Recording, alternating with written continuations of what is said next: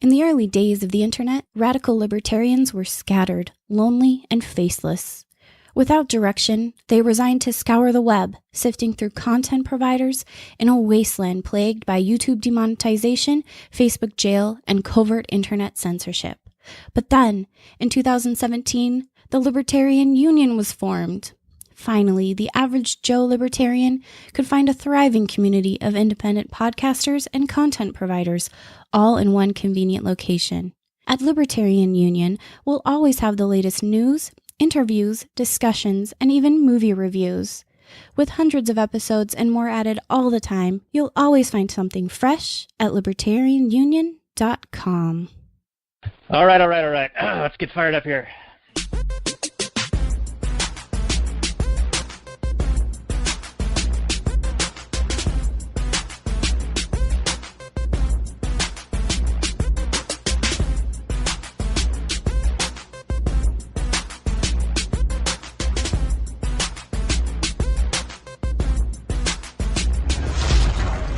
Maximum freedom.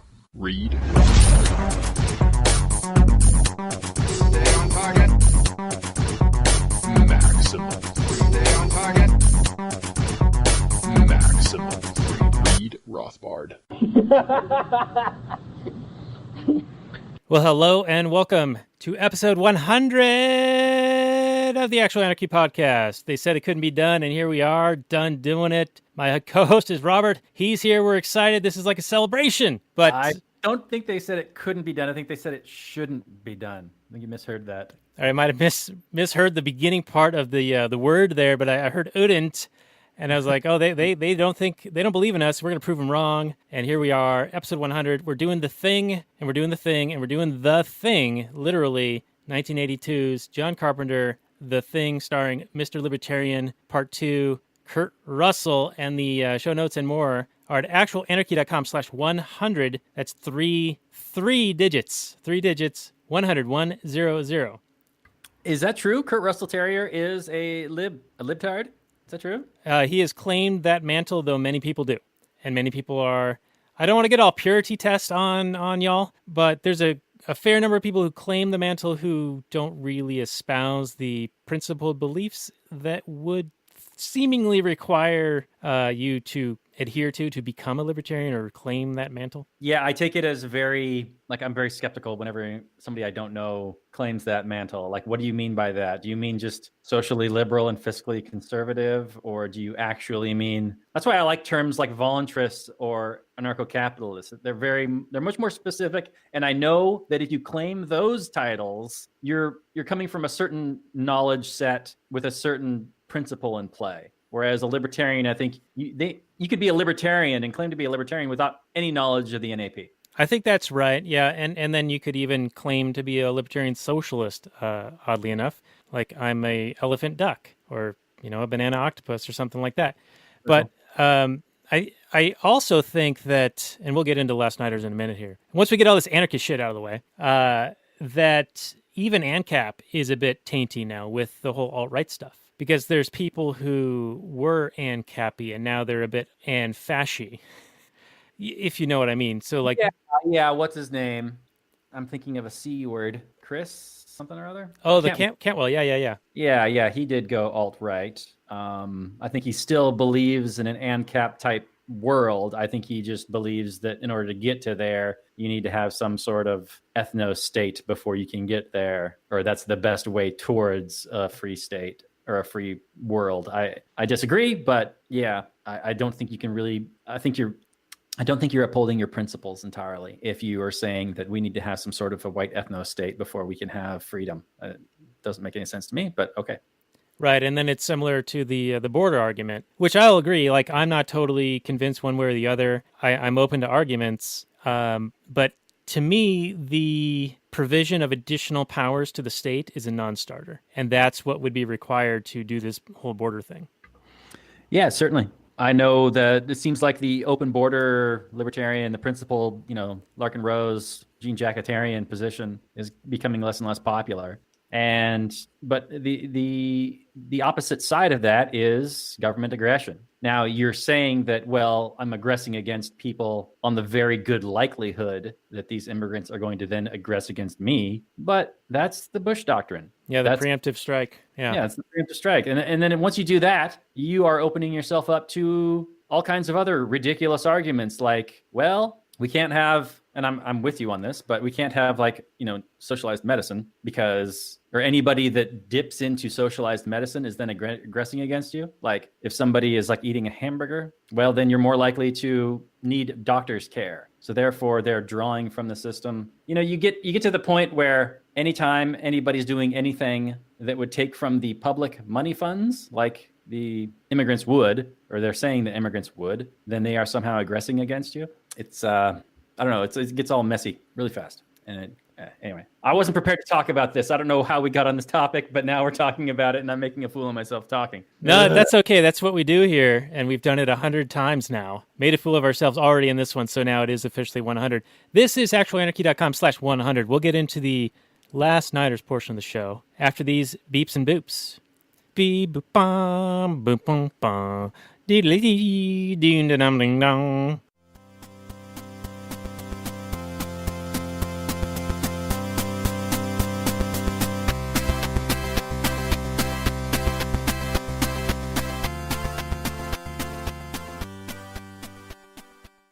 Hey everyone, it's Daniel and Robert, the Last Nighters. We have been doing some pre-show that is available for you all at our Patreon, so lastnighters.com/Patreon. This is episode 43, and we are talking about John Carpenter's The Thing from 1982. And my co-host is Robert. Before we get into the Google description, let's say hello to my frozen ice bucket dude over here. Hey everybody, welcome to the show.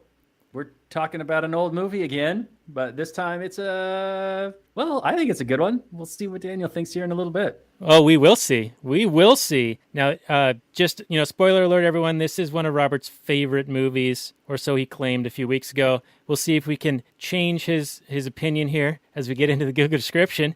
This is The Thing, John Carpenter, 1982, starring Kurt Russell. It's a fantasy science fiction, 1 hour, 49 minutes. 8.1 on that IMDb, 83% Rotten Tomatoes, 57 Heinz 57 on that Metacritic, with 91% of the Google users liking it. Here's the description. In remote Antarctica, a group of American research scientists are disturbed at their base camp by a helicopter shooting at a sled dog. When they take in the dog, it brutally attacks both human beings and canines in the camp, and they discover that the beast can assume the shape of its victims. A resourceful helicopter pilot, played by Kurt Russell, and the camp doctor, Richard Dysart, lead the camp crew in a desperate, gory battle against the vicious creature before it picks them all off one by one. Came out June 25th of 1982. Director John Carpenter, and this was his first major studio film. This was a story from the 1930s, I believe, by John W. Campbell. And the screenplay on this was by Bill Lancaster. If I recall, the budget was roughly $15 million US, and the box office was just shy of $20 million. So it did make a couple of pennies back, but it was lambasted by critics for a number of reasons. But, Robert, your opening salvo, your opinion on the Google description and the content I have provided to our audience thus far. Well, I can't speak for the idiotic, critics at the time. I will say that, horror typically has a very poor reception among critics, especially back in the day. I mean, you didn't make a movie like Friday the 13th or Nightmare on Elm Street to get like Oscar nods. You did it because you had a certain set of fans that like that sort of content. So you make a slasher movie to get some scares out of some people and to get some guys laid, on the date night. And you get the girl like curling up to you and you're like, I'm going to protect you. Don't worry about it. I'm going to take care of business. If anybody tries to slash you, I just take care of it. Don't worry about it, baby. That's how it works. So thank you, John Carpenter, for getting like a lot of guys laid. Appreciate it. You're stud. And screw you, critics, for not recognizing it. Well, they're all a bunch of sexless, joyless, garbage people anyway, so it doesn't matter. All right, I'm going to just stop you right there, Robert Johnson, co-host of a film critic show called The Last Nighters. What does that say about, present company here? Are you saying that back in the 70s and 80s, that's how it was, but not so today in present day terms, 2018? Yeah, no, the world has completely changed. Now, film critics are super stud, like all-star, rock star guys that are all about crushing puss. So, that's how we do. All right. Well, we might need to edit bleep that out. Maybe not. I do have a few questions for you. Yeah. So this movie, to me, this was the first time I had seen this, and I had heard about it for years and just never gotten around to watching it. But my viewing of it, I kept thinking of The Shining by Kubrick with a couple of things. One was the negative space and the almost still shots and framing of empty spaces, like the corridors and the areas of the building, and then also the perspective of the animal, of the dog, like when they're doing some sort of the the establishing shots and things like that. And then even the music, though the music was a bit more intense in a proto-electric kind of synth pop vibe. I'm sort of making up word salad here, but there was an intended like foreboding in the music that was similar to what I felt in the opening shots of Kubrick's The Shining, and also that had the establishing helicopter shot that would go kind of the shot would go counter to what you expected, and so it introduced a lot of tension even before there was any dialogue whatsoever. And I sort of felt that same way with this movie. And then they're shooting at this dog, and you're like, this guy must be like the worst shot ever, right? But then you later discover that the dog is impervious to bullets. Apparently, only fire can kill these things. But I guess I'll wind this back to the first 6 minutes of this movie, which only has men, by the way. So totally not able to be made today, because you'd have to have every 75th gender or 1,024, however many there are now, represented. You couldn't make this movie anymore. But the first 6 minutes, no dialogue. Your thoughts on this stuff? Well, that's interesting. So you're saying that this movie is in good company. I'm glad you think this movie is a masterpiece. Appreciate it. I can't imagine if you would change your opinion later on, then you'd be a waffler. And so you probably want to stay consistent about that. I'm only establishing the first 6 minutes in the feels that I got. And you know how we talked about it's present day, 2018. It's all about feels are. It's all about feels. That's all that matter at this point, just the feels. Yeah, so I think the intro is fairly well done. The only issue I have with it is the stupidity of the helicopter. Yeah.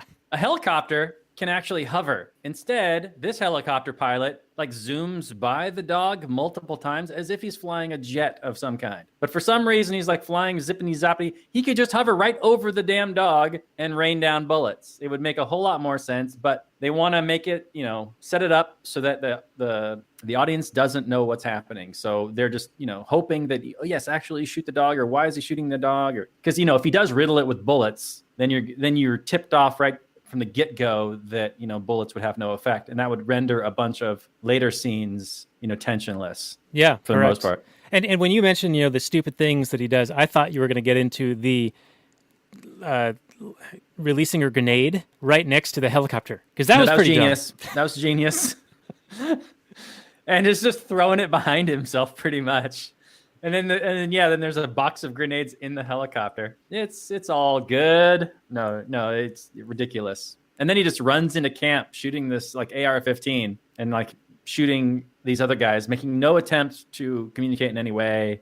Well, he did yell a bunch of something in Norwegian, but no one could understand him. Right.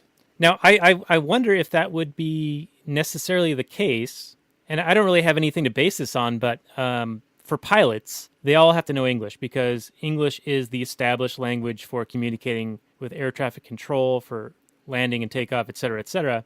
I would just wonder if there would be a similar established standard for people who work in this type of environment in these... it's clearly a government thing, right? The U.S. government had this established snow base, and then the Norwegian government did as well, and they were talking about another larger base that I forget what the name of it was.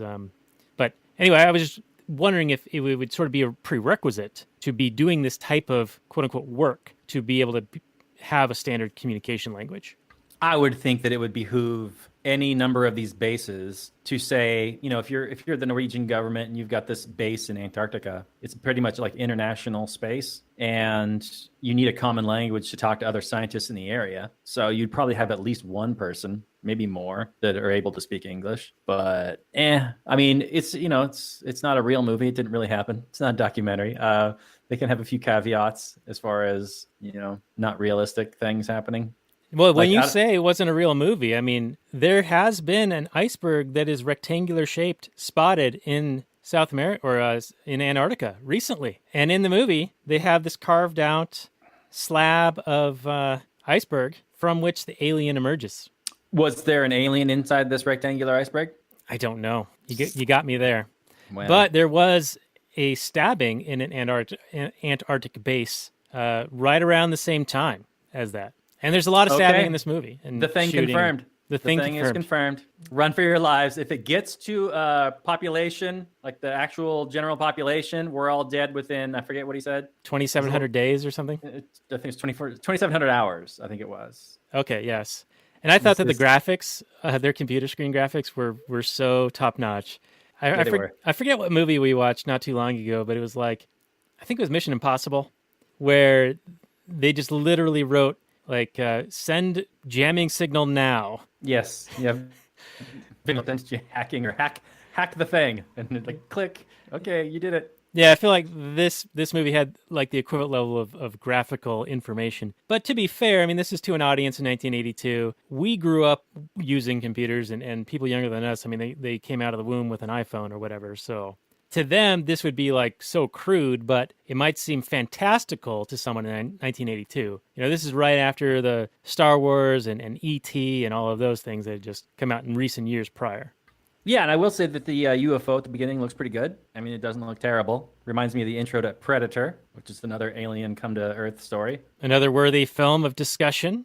Yeah. Yeah, so let me ask you this. This is probably related to the critics and their distaste for this film, and that is the concept of it's what you don't see that's scary and menacing because you leave it to the viewer to imagine the worst, scariest possible thing that they don't visually see in the movie. Because when you show them what your vision is, then that's what they see. They see your vision of it versus something that's lurking in the back of their heads that goes bump in the night. And I wonder if that was why some of the critics were so negative on this, because of all the work and effort that went into the showing of the gore and the violence and the what the monsters look like and the dripping and the goo and all the nastiness versus leaving it a bit to the imagination. Yeah, this movie does kind of tread that line of horror and like grindhouse schlock splatterfest type thing, because it really is. The animatronics are over the top. I mean, there's like wild and wacky inflatable arm flailing tube man all over the place, just whipping and slapping and whatever. And there's goo splattering all over the place. I will say that less is more. I prefer less is more in terms of a pure horror movie. I think, like the first movie Alien, where you see the creature like for maybe a few seconds total screen time. And probably the most horrifying scene is where they're crawling around in the air ducts and you see the creature only at the very end for like, a half a second. And it's just terrifying, but it's all the lead up to that, which is why I think the psychological parts of this movie work the best, when they are not sure who's the thing and they have to cooperate and negotiate and think up solutions and figure things out. It's very much a desert island type scenario where you don't have the power of the state. You don't have anybody coming to be the authority. You have to negotiate. You have to figure things out. You have to, cooperate with the people that you have and nothing more. You've got a certain amount of supplies. You got a certain number of people, and you got a problem you got to deal with in very unfavorable conditions. And how are you going to do that? Right. Yeah. And you only have a very limited amount of information as well. Yeah. Limited amount of information, limited amount of time. It's all a lot of pressures are going on in this movie. And I think my favorite scene is probably the blood test scene. It's got a lot of good tension in it. And those are just, that's probably why I like this movie so much. Not so much because of the effects still kind of hold up, although they are, fairly ridiculous and they're not like scary, but it's just the whole psychological horror of it all. Like putting myself into the situation. Like a lot of this movie for me, the good parts take place in my own mind. Like in my mind, I'm expanding upon the universe. Like what would I do in this situation? Okay. And filling in the blanks. I don't think it's a perfect movie, but it really inspires my own imagination. And I think good movies do that. All right. Fair enough. It kind of engages you into a bit of a choose your own adventure with some like waypoints along the way. Yeah. Like I think, if I were under attack by some unknown entity and we figured out that it could shapeshift and assume human form, then the first thing I would do would be like, okay, a buddy system or groups, or we're all going to sleep in the same room. I don't care what anybody says. I mean, I'd negotiate like that and I'd work out my logic and, hopefully people would agree with me. But people don't do that in this movie. And it's kind of, a little bit frustrating. But, if everybody did the right thing, then there wouldn't be a horror movie because, people have to die. That's the rule in horror movies or else, Yeah, things have to kind of go wrong. Otherwise, you don't have a story, right? Right. So, in my view of this film, and this was just, my first time seeing it, I thought that it seemed rather disjointed and like they were jumping around and maybe some scenes were missing. Like they edited some things together to where it didn't quite make sense, and so you sort of had to fill it in a little bit on your own. Because it felt to me like all of a sudden Kurt Russell's character is like left out in the snow. And all of a sudden he's at the door and they think that he's a monster as well. And there was like some of the connecting information just isn't there. And maybe that's intentional. Maybe that's supposed to throw you off and keep you at tension. But it to me felt as if it wasn't quite edited completely, like perhaps they hadn't shot everything that they needed to complete their story. Because I do know that they did record a lot or, shoot a lot more scenes and a lot more stuff. And they had more things in the script that they ended up not being able to afford. Like when Knowles goes down into the generator area, they were going to shoot a death scene for him, but they ran out of money. And then the climactic, creature confrontation was a muted version of what they were intending to do, and they actually had to beg for that money to be able to shoot what they did. So to me, it felt like they had a vision, and they didn't quite fully realize it due to time constraints, financial constraints, things of that nature. And perhaps it works, right? Because like you said, you kind of fill in the missing links in your own mind. But for me, in looking for, okay, what are they trying to tell me here? I felt like there were some disconnects. Yeah, I would agree with all the things you said. I would even add that I think, much like the 2011 prequel that they made, the end is kind of like this boss fight, which is kind of unnecessary. Like in this movie, it's very brief. He just has like a stick of dynamite essentially, and he throws it and blows him up, whatever. Like as soon as he shows up. And that's kind of similar to what happens in the 2011 movie.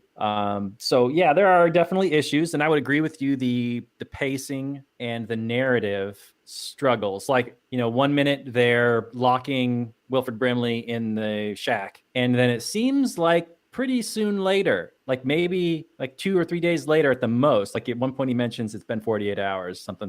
Nobody trusts anybody. Then they go out there and Wilford Brimley has dug this tunnel and he's got all this equipment down there and he's built this spaceship. And it's like, when did he find time to do all that? Unless being the thing makes you like super amazing at building and digging and all that stuff. Yeah, super fast and like able to sneak around and get whole generators, like huge, probably, I don't know, several ton generators that are to power the entire station. And he scavenges from the helicopters and things like that. Now, when I first saw Wilford Brimley kind of go crazy in this, I thought it was because he realized that he was making a bargain. He was laying down like that, a philosopher's choice kind of a question. Like, okay, there's 12 of us here, or whatever the number is. If this thing gets out, everyone on the planet dies. So I'm going to make the decision to make sure that we cannot leave this area. So I'm going to destroy the helicopters. I'm going to destroy all the communications equipment, all of the snowcats, everything, so that we are now isolated here. And I am choosing to sacrifice the rest of us. So it's a little bit of a, it's a real moral question here. But in his mind, he realizes that if this thing gets out, that it's going to assimilate the entire world. And then you'll have 5 billion NPCs instead of just 12. Right? And so to me, he's sort of making... of several 100 million, but yes. Right. So yeah, if it gets out, it's going to take over the whole world in the 2,700 hours or whatever the number is, because these shape-shifting things can mimic real humans, which I have some questions about that, by the way, because it says right. Yeah, me too. I mean, what about the memories and that sort of thing? Couldn't you ask questions about? Anyway, go ahead. Right, and I thought that was going to be like some of the giveaways, like, oh well, he doesn't know. Okay, I'll back up for a second. When they said, oh, somebody's dirty drawers were in the garbage can, I thought, oh, that's because the thing doesn't understand where laundry goes. And that was going to be like the giveaway, right? Like it doesn't know normal shit, But no, it's even different. It's, oh, when you transform into the thing, your clothes get torn up. Well, then how come there's very few torn up clothes? Like it seems like they turn into the thing and then they're wearing the same clothes they were wearing before they got turned into the thing. So that didn't really hold up for me.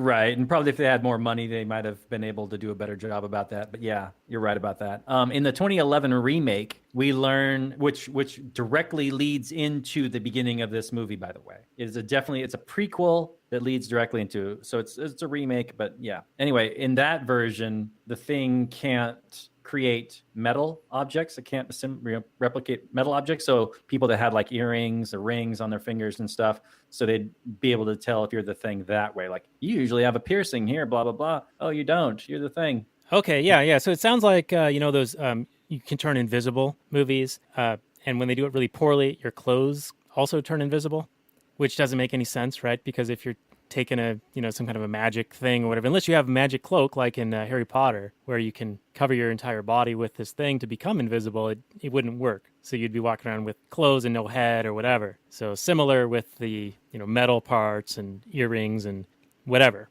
Yeah. So what were we talking about?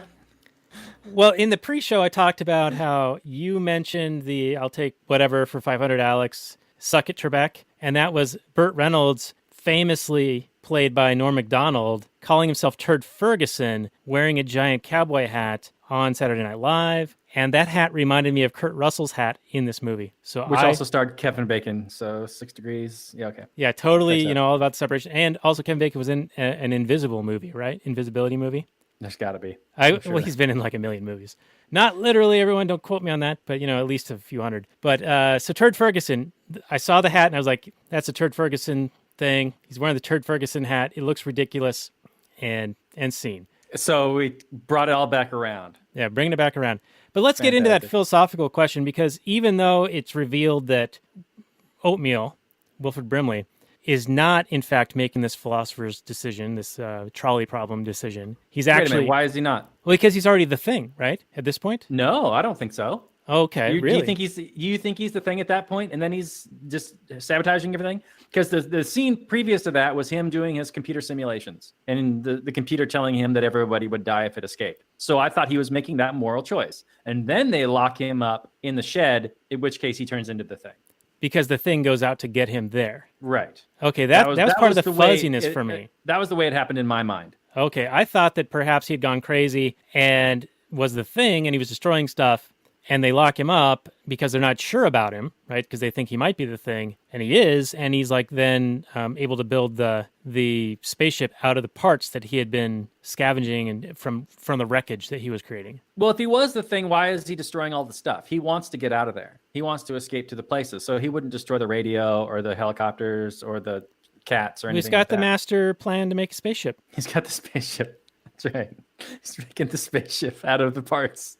Now, do you think that he was planning to leave the planet in the spaceship, or was he just going to fly to New York and be like, all right, I'm gonna take over the world in 2,700 hours? We don't really get to understand the motivations of the thing. We don't learn if it has a plan, if it was coming here intentionally. I mean, the ship in the very, very beginning seemed to be fully functional to me. But then why did it just land or crash into the Arctic and then crawl out and freeze to death, or into suspended animation or whatever? So I was assuming that it was crash landing. It's desperate, and then it just wants to survive. And so if that's the case, then I would think that it would want to replicate and get to a populated area and spread. And make more things. Well, make more babies. Yeah, I mean, it's a very, instinctual thing, right? So let's talk about Wilford Brimley's moral decision then. Assuming that he was not the thing at the time, that he was a human, but he's deciding for everybody else. He doesn't share the information with everybody else. He just decides for himself that he's going to make the decision for everyone else, regardless of their feelings,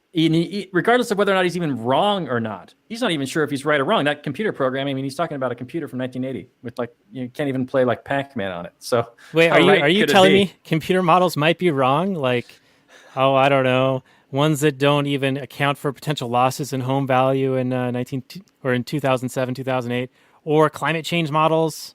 Okay, you got me on that one. Computer models are always right. They can't be fallible. There's no way they could be not right, because the people programming them are infallible also. So, well, they are experts. You got me on that. All right. Well, back to the question, right? So assuming that he believes the information is that if this thing gets out, the whole world's going to die. Well, and it seems to be right, doesn't it? I mean, all it takes is one little scrap of blood from this thing to get on you, and you could turn into the thing, right? Yeah, it seems highly contagious and aggressive. Like it's actively seeking out, it's Borg style, right? It's like chasing you relentlessly to convert you, to assimilate you. And it's got some kind of intelligence, right? And we have questions about that. Does it actually have a memory? Does it assimilate? What does it take from you when it turns into you? What does it have of itself? We don't know. But there's some kind of driving intelligence to it because it is, pretending to be a dog and sneaking in and, then impersonating people and acting as them as if, it's indiscernible to other people that know those people, right? So not only can it look exactly like your friend, but it can act exactly like your friend. And that's a bit of a leap. Daniel. That's a leap to me. But the guy who like really liked the dogs, I forget his name. Yeah, I don't know his name, just Kennel Guy. Yeah, Kennel Guy. He seemed weird enough to where I was like, oh, he's probably one of those things. Turns out he wasn't. Spoiler, everyone.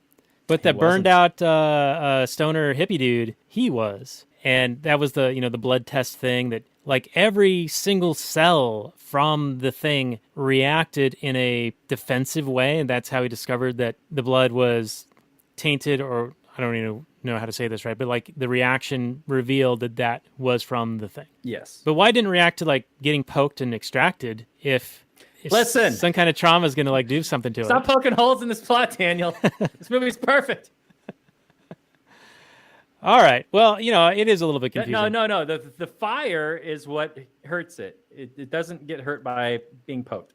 By bullets or needles or anything. Or knives. Right. Yeah. Okay. Right. All right. So it's impervious to everything but fire. But even then, they're not dead yet, right? Even the things that have been burned are still... There's still cellular activity, right? Right, because they wheel the one, covered up on a gurney. They're like, oh, this one's dead and burned and whatever. But it ends up killing one of the guys, not Windows, but the other dude. Right. I don't know the names.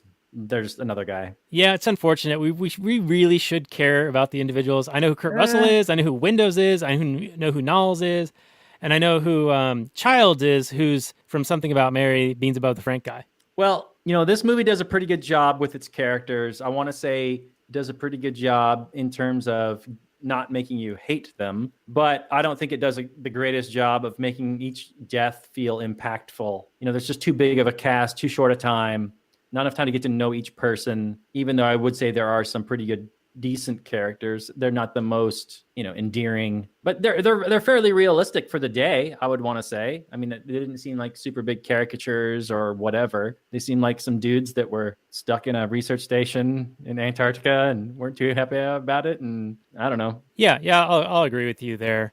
They all seemed, very similar and so hard to distinguish from each other. And in my reading of the background of this, apparently the book it's based on had 35 characters, and for that's just too many. Screenplay, they cut it down to 12. It was still too many. That's just too many. Yeah, I mean, there were some establishing scenes that were like introducing the characters a little bit more, and those got cut as well. That's unfortunate because in any kind of horror movie, if you really want to get invested in the story, you need to feel for the characters so that when they die, you care. But in this movie, it's more about, I don't know, as long as you have, for me, all I really identify with is like McCready, and I care about him. And I kind of, he's kind of our first person perspective character for the most part. And so his suspicions are our suspicions and his ideas are our ideas and, whatnots. So I think there's still good tension, even if you don't necessarily care if the doctor dies or if, the hippie guy dies or the pilot guy dies. I mean, you care, but not really. Right. I felt bad when the dogs died. Like they're just hanging out, chilling in the kennel, and all of a sudden this thing gets locked in with them. That was sad.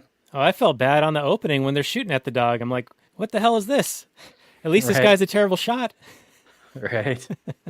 and he's flying it like it's a jet, like you were saying earlier. But yeah, Kurt Russell, he's obviously the one with the gravitas in this movie. He was well known as an actor leading into this, so he was clearly the star. I think this is Wilford Brimley's like first biggish role before he was doing oatmeal commercials and like AARP commercials. But you want to talk about something that's kind of interesting. The budget was relatively small for a big budget film, for a studio film, but huge for a horror movie. And there was a bit of income inequality at play here.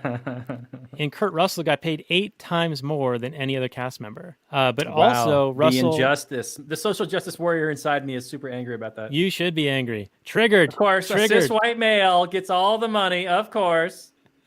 So the thing that's interesting about that is that Kurt Russell had worked with Carpenter on Escape from New York and probably some other films prior to that. So they had established a relationship. And Kurt Russell was the last actor to be brought on board. So they were already going to shoot this thing. They already had most of the other cast figured out. They were considering like Christopher Walken and Clint Eastwood and a lot of other people to be MacReady.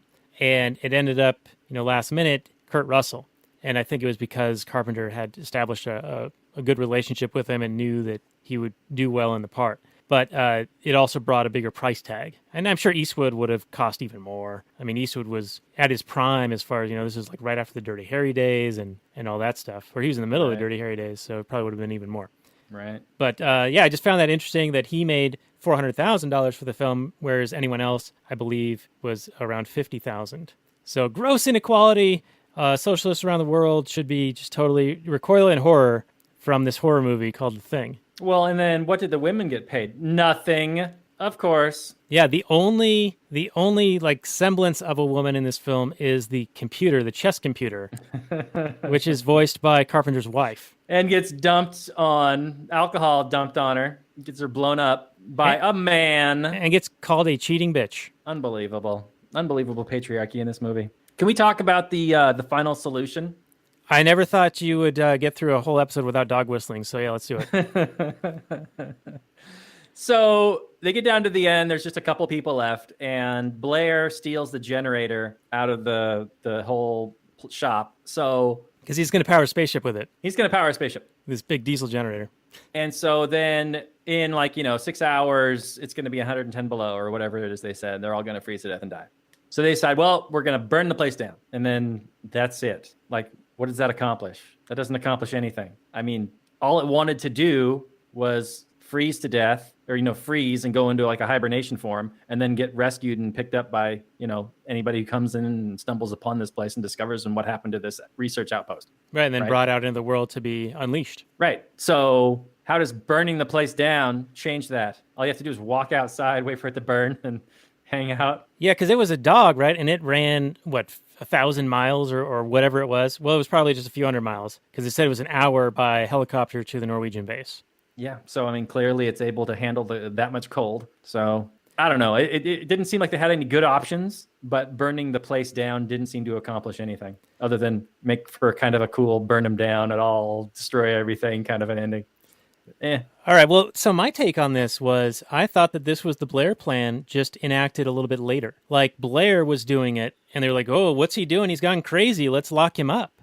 But then they go through the issue of, the Thing assimilating more of them, killing more of them, and they come to the realization as well, we need to kill the Thing. And so what's the best way we can do it? We can kill it with fire. Let's blow up the building. We'll set these charges everywhere. We'll burn and blow up the Thing and save humanity. So they were doing the Blair plan after they had originally thought the Blair plan was like guys going crazy. Well, and it only works. Okay, that would work if the Thing is sitting inside the building and you burn it down around him and he catches on fire and dies. Okay, I agree with you. But you're not blowing up the whole place all at once. You're blowing it up in pieces and assuming that the Thing has eyeballs to see and see that the place is starting to burn down. He could just leave, just go outside or go out into the little shack and go down into his little tunnel that he dug. Well, they blew that up in his spaceship. They blew up his spaceship? Yeah, it was like the first dynamite charge. Outside. You can just go outside and be a little Thing popsicle until the Thing burns down and everything burns down. I don't know. It just wasn't very satisfying for me. That's all. It's fine. I still like the movie. See, I thought I was the one poking holes in this thing, and here you are just flaying it open here.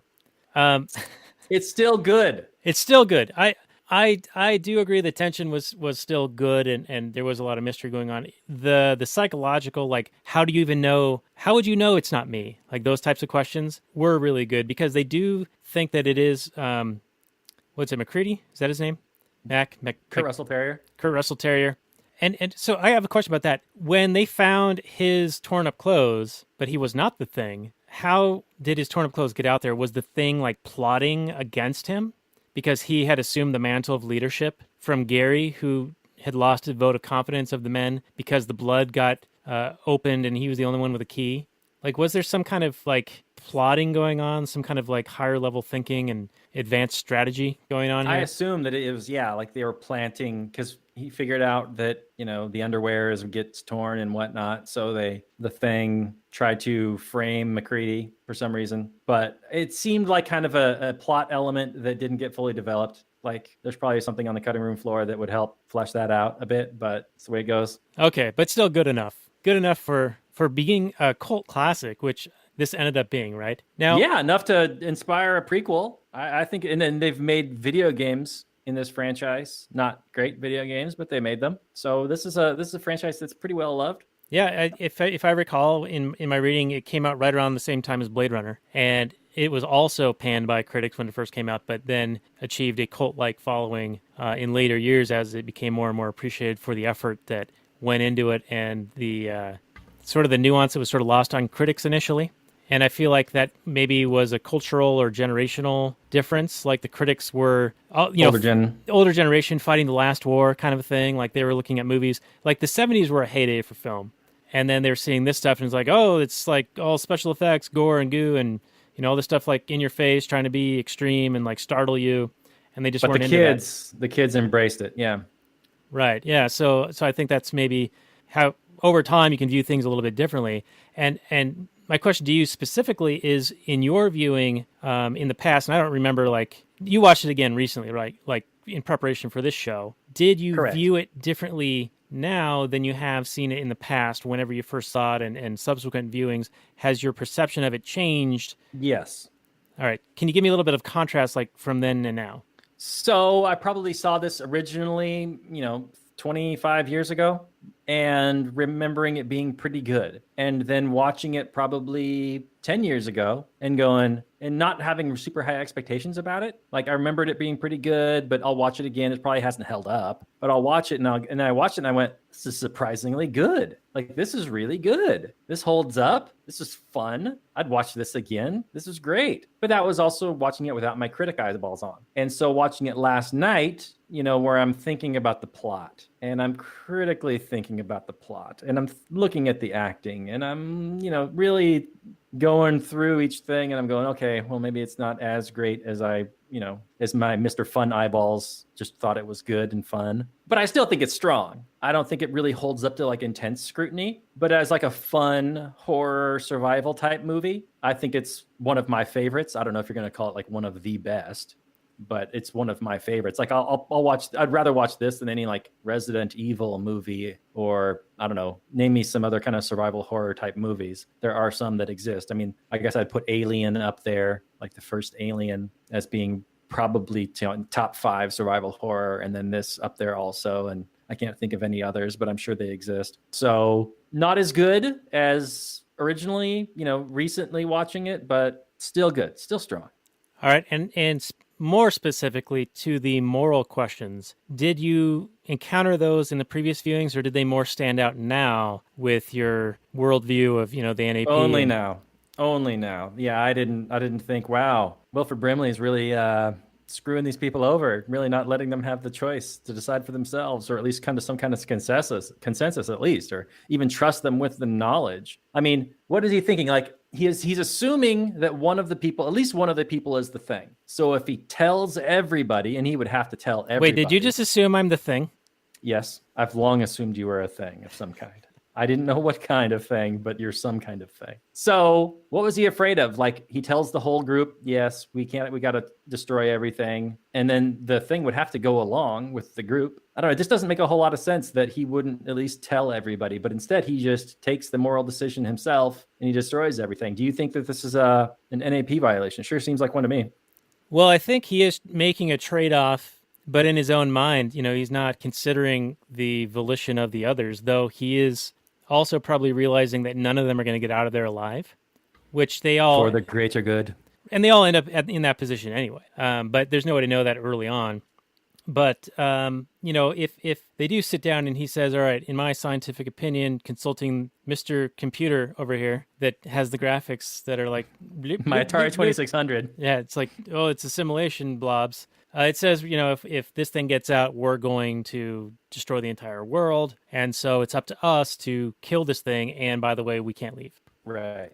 So do you think it's an NAP violation? I mean, that would clearly, I think, would be a better action than what he did. But all we can do is decide whether what he did was immoral or not. So do you think it was immoral or not? Well, so this is almost a proportionality thing. Like, those other, the trolley type questions, like if you had to kill one person to save 100 or whatever, which is the greater harm? How do you measure that? Because you are still committing a murder, right? But you're not the moral actor in that situation. Right, because in the trolley problem, you're forced into the position. Right. Do you think that perhaps the thing is the trolley problem? So He's the moral actor, and then he's not actually making a moral choice because he can't be? Right. Do you think that because it feels like maybe that isn't exactly the position he's in, because he does have it seems like he would have the opportunity to consult and converse with the others and say, hey, here's what I found. This is what I discovered. And, here's what I think we need to do. Yeah, it's an interesting question. I mean, if he has the opportunity to speak to others, does he have some sort of obligation to do that? I mean, I would say if he was all alone, I like the idea that he's not a moral actor because the thing is the one that is the immoral actor. He is reacting to this aggression. So in a way, I want to absolve him. But yeah, he's making decisions for other people. He's violating other people's self-ownership. I mean, later on in the movie, we figure out that there's a test. But at the time, he doesn't know about any kind of test. So, I think a moral way would be to maybe, withhold judgment, discuss, if they came up with a test, and then they could decide who's human, who's not. And then the human ones could escape in like a snowcat or in a helicopter or whatever. I don't know. It seems like there are other options, but Brimley just acted and he decided to be the, take one for the team, I guess. I don't know. Now, let's assume that this plays out. You're filling in the blanks and you say, okay, they can establish who's the thing and who's not. And so they escape and they somehow trap the thing so it cannot escape, even though it can survive. And make spaceships. So they sort of have to make sure they kill it, right? Because it's an existential threat to the entire planet. So it's sort of right. If they just foisted leave, upon them, they have to do this. Right. If they just leave, they could make a spaceship and escape and get to like Los Angeles or whatever. Right. So they're sort of in this for the long haul. They got to see this to the end. Right. Even though they can't be sure, not even close, that they killed it. Right. Because the cells just keep on. Even if they burned most of it, there's still some cells deep down inside. And any findings that any research or recovery team comes to that place, they're going to find those crazy body shapes. They're going to go, what the hell is this? This is an amazing find of the century. We're bringing it back to a lab. And next thing you know, the thing's all, comes out and it all happens anyway. So they've done a prequel, so they could do a sequel. They could. They absolutely could, I think. Because this leaves an unambiguous note. Like, it's Childs and McCready freezing to death, sharing a drink, not sure if either one of them is the thing or both. Right. And whether they killed the thing if they're not. Yeah, they don't know anything. They know they're going to die soon, most likely. But you could easily write a sequel where both of them live, like a helicopter comes flying in or whatever. And then they could have a whole recovery team. Or they could be corpses and a recovery team could come in and pick up some thing parts and bring it back to the mainland and then, have a whole more thing. Yeah, and then you've got like Planet of the Apes, like the reboot, or you've got 28 Days Later, or that monkey from Outbreak. You could. There's so many possibilities in this. You could have it be where there's a whole world of things and there's only a few humans left. You could have, you could completely flip it. I mean, there's a lot of fun things you could do with this franchise, and yeah, I don't know. I just think it's a cool idea. And bring back the idea Kurt of Russell the psychology. to do his cameo. Oh yeah, he'd come back. Why not? They can de-age him, like they did in Guardians of the Galaxy 2, make him look like he's 30 years old. Yeah, whatever. I think this has some legs to it. Let's get this out there for the Thing 2 to get made. Yeah, baby. I think it's got John Carpenter's still around, right? Yeah, he just came back to do the music for the recent Halloween movie. Okay, yeah, that's right. Yeah. He was famous for doing his own music. He did not do his own music in this one because he felt it was like too much going on with directing and all the rest of it, in addition to doing the music.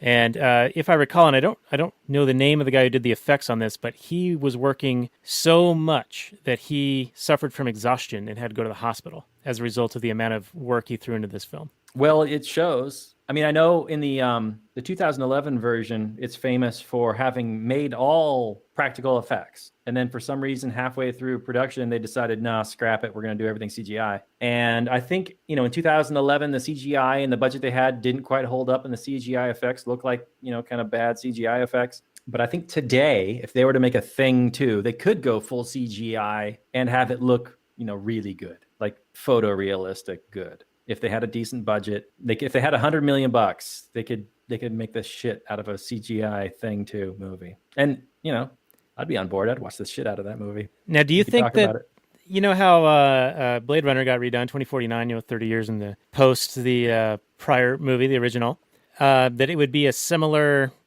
level of excitement? I mean, because Blade Runner 2049, we talked about this on our episode about it. It did okay in the box office, and people were excited about it, and it was a critical success. People enjoyed it, but it didn't have the same level of fandom that, say, a Star Wars does, where they can just crap out a Solo or crap out a TLJ. Right. Yeah, definitely not. There is not the level of fandom or expanded universe in the Thing. It's not like there's comic books, and there are comic books. They're good comic books. There are good Thing comic books. If anybody's interested, go and check it out. I think Dark Horse made them. Maybe not Dark Horse, but if somebody made them and they're good back in the day, like in the 80s and 90s. What the fuck was I talking about?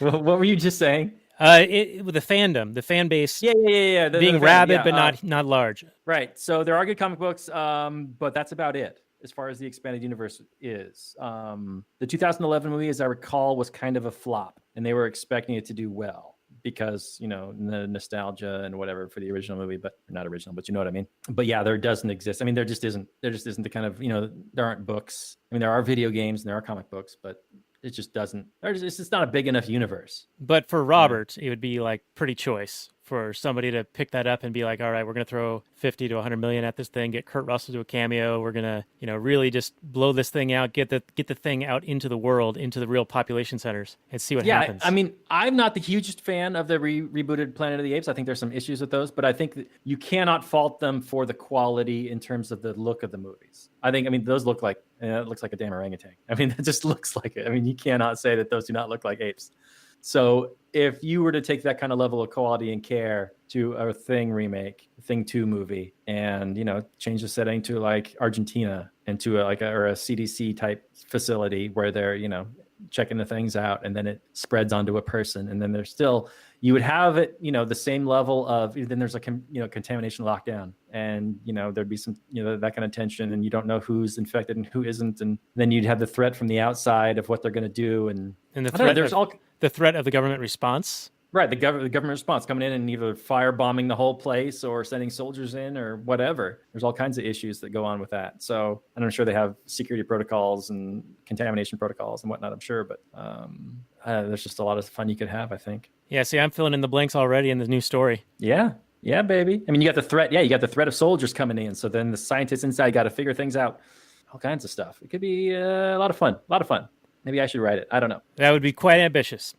Well, go ahead. Well, I have a few more notes, and then we should wind this one down. We've been going for almost the full show length here, but we talked about the SJW kind of action a little bit, and the pay inequality between Russell and the rest of the characters, which was probably not a big deal at the time, and really shouldn't be a big deal. But I have a note from the rehearsal for Knowles, the second black guy, not the Childs guy, but the other one.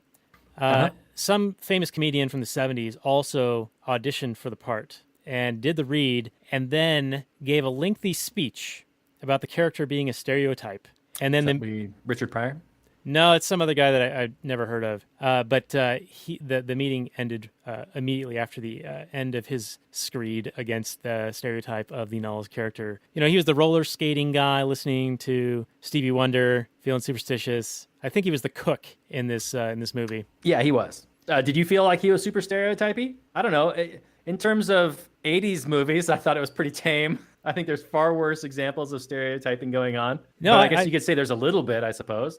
Well, it's a character. I mean, how anyone can view anything and go, that's a stereotype. Well, you're representing a character who's supposed to be representative of X or Y. This is why you've cast them, right, to play this part, because they fit that role. So anyone could be upset about that for any particular reason. It's like a microaggression type level of being upset. And this is back in the early 80s. I mean, this is kind of bizarre for someone to get upset about this, especially after blaxploitation films had been kind of a big deal in the 70s. And I mean, you go back and watch those now, you're like, holy crap, they actually made this stuff. I mean, it's amazing. Yeah. Like Shaft. Well, and then there's blaxploitation movies like Black Dynamite that are all tongue in cheek and made by black people, and they're awesome. Right, and that's even a more recent one. That was what 6-7 years ago, something like that. Something like that. Yeah. Yeah, and then Undercover Brother, which as cheesy and terrible as that is, I enjoy it. With White She Devil and Conspiracy Brother and Right. No, it's fun. It's kind of like an Austin Powers send up. right, but like with Chappelle in it, and is it Eddie Griffin? He's the main guy, Yep. Undercover Brother. Yep. Right. Mhm. So anyway, I thought that was interesting. And then Snoop Dogg's in that, isn't it? Yeah, probably. probably, yeah. And then there was one other note that I had, and this is related to the budget, that they were trying to save money. And they did something that is actually rather brilliant and not what they had intended to do. And they only did so because they had to economize. They had to use scarce resources that they had available to them to the best purposes. They were originally going to build the Norwegian camp and burn it to shoot in that area for the Norwegian, like expedition scene, like what happened over there. That was in the budget to do that. And then the budget got cut down. So what they ended up doing is, because they blew up the American camp at the end of the movie, they blew it up and then used that same set as the Norwegian camp. It's a good idea. I don't know why they wouldn't have done that anyway. That seems like a perfectly logical thing to do. When they're filming movies, they can shoot any scene at any time, completely out of sequence, in sequence, doesn't matter. So yeah, if you got a wrecked set at some point, might as well use it as the wrecked set for some other thing. So yeah. Yeah, just change some of the flags around or whatever, and then all of a sudden you got the the second set that you were looking for. But yeah, that was just interesting that they had to make a decision like that because they had to solve a problem, and had they just had the money, they might have just built another set.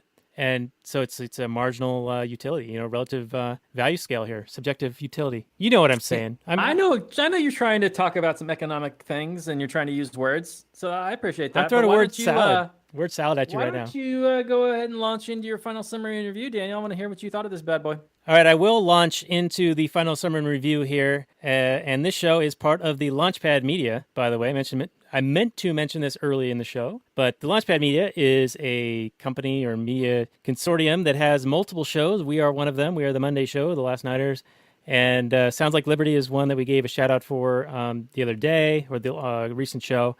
They're really good. They talk about music with libertarians, people in the liberty movement. There's also Sherry Voluntary and Alan Mosley. They do a show called Postcards from Somalia.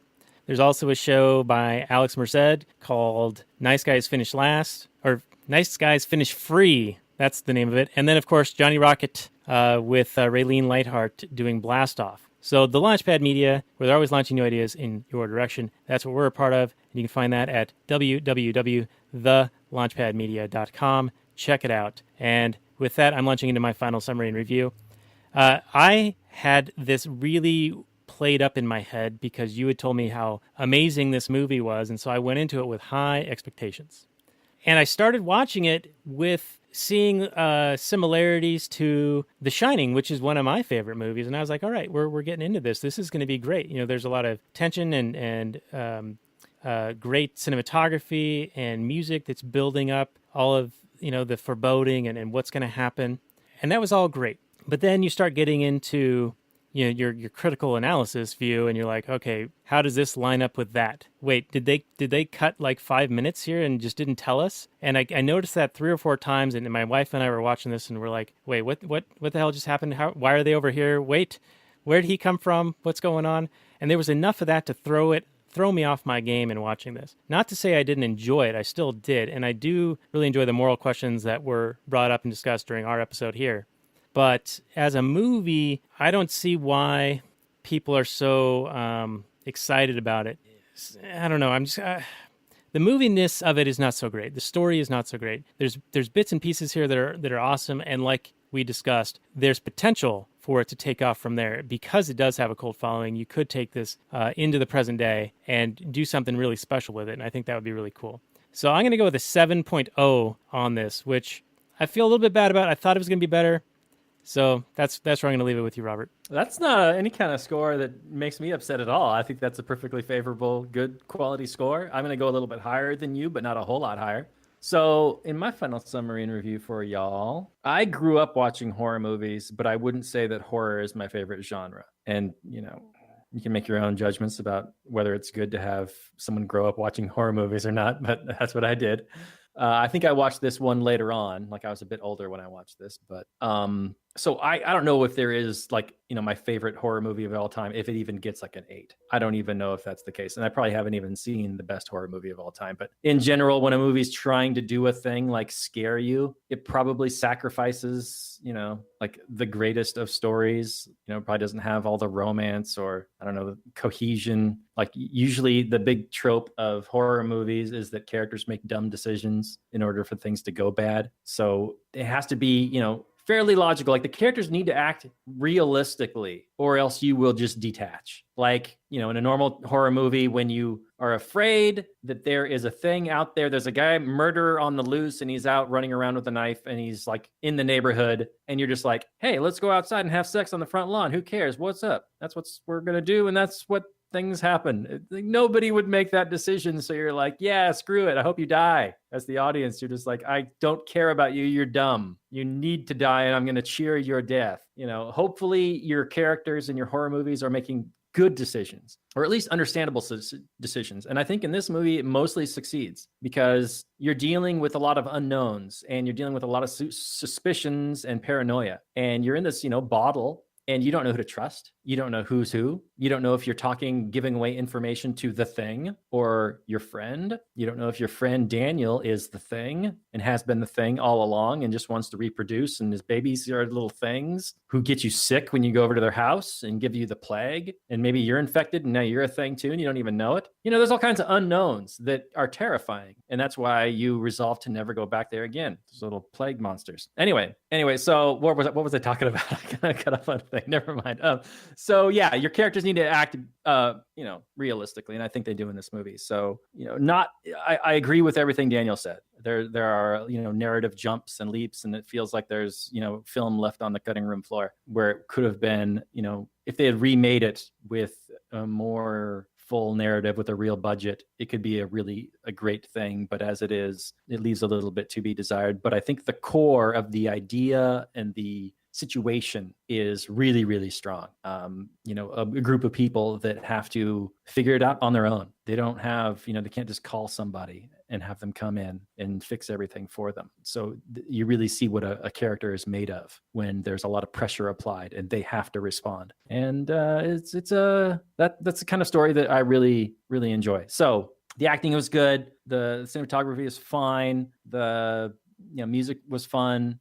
Plus, it's got that nostalgia value. So I'm going to give this movie a 7.4. I recommend you see it if you haven't seen it.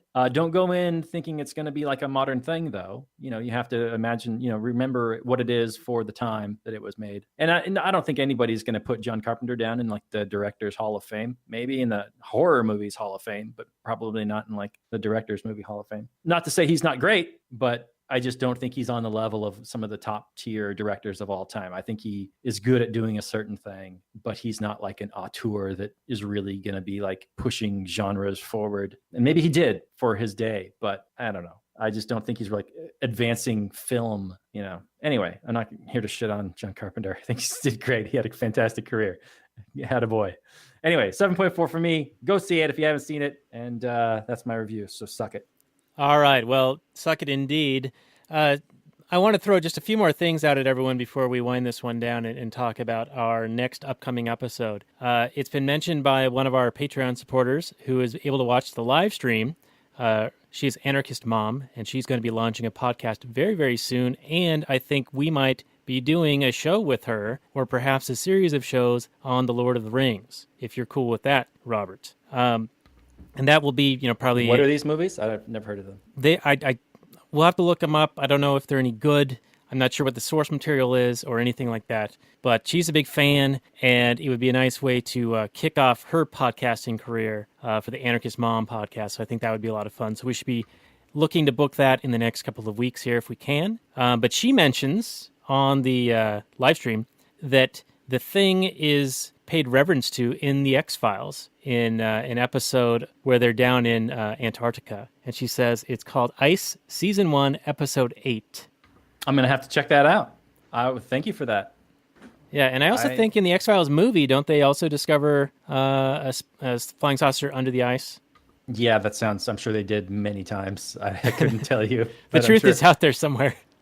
There's always a bunch of flying saucers all over those episodes. All right. Well, thank you for that, Anarchist Mom. We do look forward to having you on the show. We will get that booked with you. And if anyone else is interested in supporting what we do here and being able to watch the live stream or even the behind the scenes or getting early access, anything like that, go to lastnighters.com/Patreon and you can find out all the different reward levels. And we would really appreciate it. It's a good motivator to let us know that we're doing something that people enjoy and gets our juices flowing. Right, Robert? Maximum juice. Maximum juicage. All right, so the next episode is going to be coming out on November the 5th, which if you look at certain styles of calendar, you will notice that is Guy Fawkes Day. And so the movie that is best and most appropriate for a date such as this is for Vendetta. So that will be the next episode up for bid on the podcast. That'll be episode 44 of The Last Nighters, and this was episode 43 on The Thing. Check it out at lastnighters.com/43. And with that, I shall say goodnight from last night. Peace out, everybody.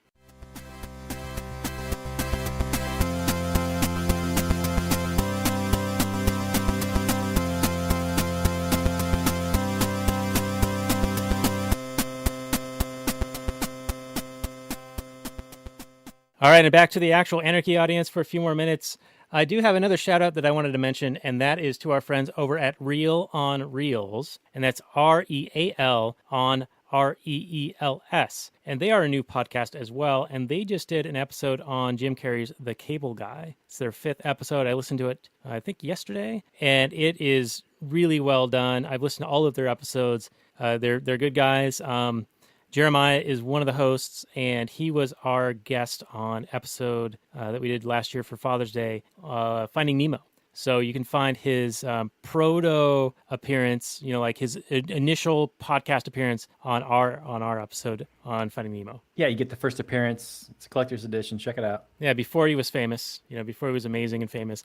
So Reel on Reels, I don't think they have the website domain, but they do have a Facebook presence. So just look up Reel on Reels on Facebook, or also at anchor.fm, Reel on Reels. Check it out. Super good stuff. They're interesting guys. His co-host is also called Rob, by the way. Sweet. We can have a Rob sexy off. It's contagious. The Robism is like everyone's The Thing. So I have this question. Was The Thing a single enemy entity, or was it potential that, multiple people, multiple things, multiple like units, like you could be the thing and this guy could be the thing and the dog could also be the thing? Like once you're infected, are you a thing and there's multiple things, or is it one hive mind? Yeah, one hive mind, Borg style, like it can infect multiple, but you're all like one organism, even though you act, you know what I'm saying? Like I'm a little confused on how that all works. I think that's open to interpretation. I think that has not been established yet. I'm also, it's also unclear, to what level does the intelligence go down? Like, does every individual drop of blood, does every cell? If the blood reacts to fight off whatever, like how much intelligence is in that little petri dish? Is it the entire consciousness? Is it its own consciousness? Or is it like the hive part of the hive mind? You don't know. We don't know. I don't think the original author had an idea. I think he just was making a cool monster. Well, yeah, fair enough. Because I think if you get down to the biochemical and philosophical like concepts of what these things are, maybe doesn't hold up. But it's still, menacing and scary, and it's not meant to be like, hey, this is all going to make perfect sense. No, it's meant to like jar you and freak you out a little bit, and I think it does a fine job of doing that. Yeah, if you think about zombies, they don't make any sense. Like, how does the brain still control the body? The blood, is the blood still pumping to the cells? What's animating the flesh? It doesn't make any sense. So, any horror movie monster is not going to really hold up to much scrutiny, I don't think. I think Jason died like 10 times and came back to life. Same with Michael Myers. On the moon and in hell. And yeah, none of it makes any sense. I think they're just trying to make some money. Good on them. Got to make that paper. Yeah, baby. Well, we actually did an episode on Night of the Living Dead, which was the original zombie film, and we made some interesting points in that one. I forget the episode number, maybe 41, and that was our Halloween episode last year. This is our Halloween episode this year, episode 100 here on The Thing. But the whole reason that the entire zombie genre even is a thing it feels weird to say the thing when we're talking about the thing, but I'm not actually referring to the thing when I'm saying the thing about the Night of the Living Dead, is that because of a copyright mistake, that zombies became became like famous or like usable or proliferated.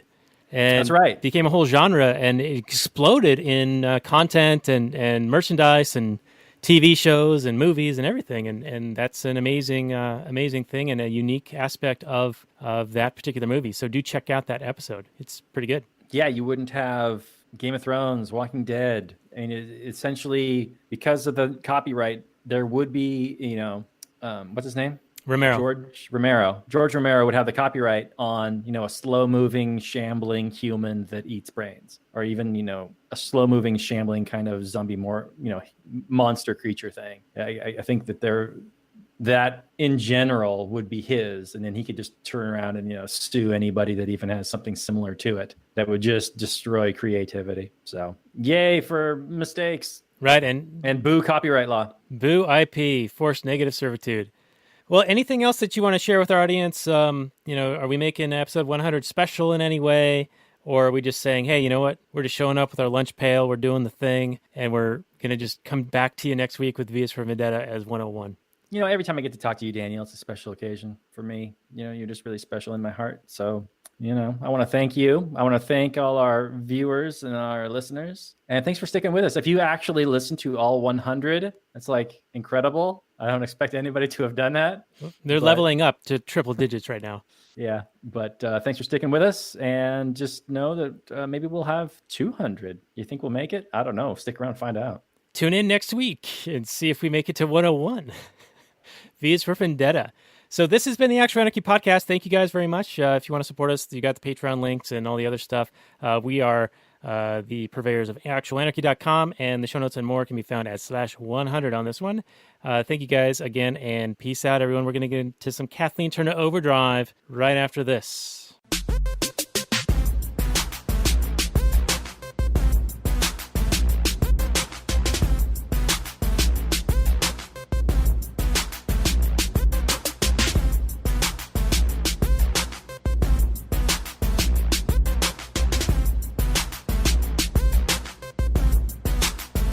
The Chipmunks. CHIPMUNK. We're the Chipmunks. Guaranteed to brighten your day. Do do do do do do do do do do do.